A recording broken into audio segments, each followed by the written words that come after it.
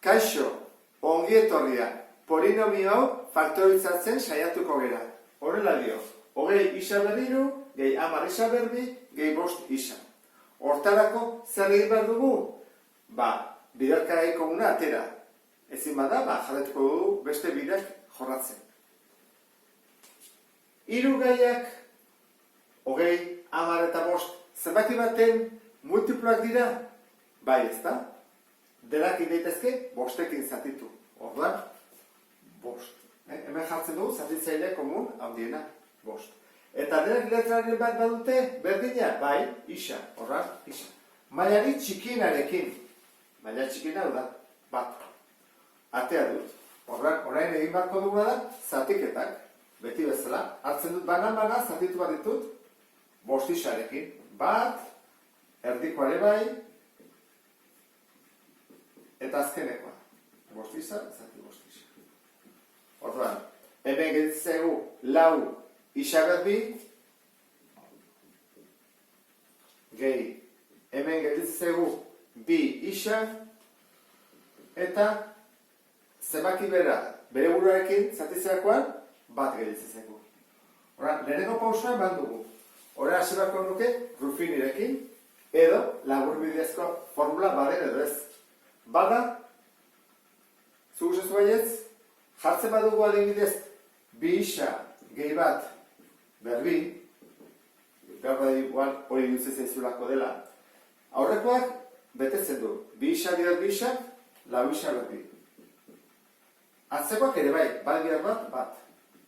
Erdiko hasten bagia egiten, izango izateke, 2 bider lehenengoa bider bigarrena. Eta hori da, 4 isa. Beraz, laburbidezko formulak ez du balio. Ruffiniren erregla. Ruffiniren erregla hasten bagera, ea zegartatzen, jartzen dugu 4, 2 eta 1, eta probatu behar dugu, edo batekin edo minus batekin. Bueno, urertu duko duzu bezala, bat ez dute probatuko. Ze bali bada positiboa, handitzen joango da, jarri beharko du negatibo bat. Jartzen badu negatiboa, 4, minus 4, 2 gehi minus 4, minus 2, minus bat, bider minus 2, 2. Ez tari. Orduan, bide bat bakarra gelditzen zaigu, oraingoz, bigarren mailako ekuazioa, horrengo dugu.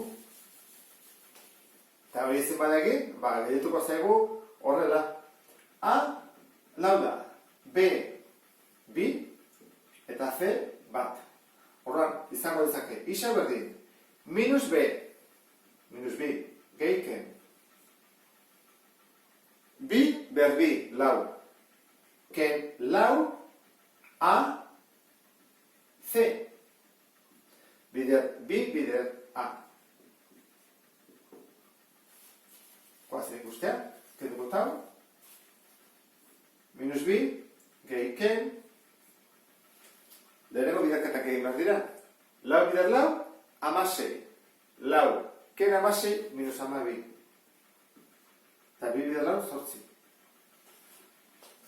Minus atera zaigu, horrek zesan nahi du, ez dela zenbaki arginal bat. Beraz, bukatu dugu. Ezin dugu lortu, ez bide hontatik eta ez bide hontatik. Batzutan hau gertatzen da. Ez dugula lortzen lehenengo mailako izatea. Orduan, deskomposatzerakoan edo faktorizatzerakoan hau behituko ditzaiguke. Eta amaituko genuke ariketa erantara. Hau izango izateke laburtezina edo lehena, nahi baina badezu. Beste bat arte, agur?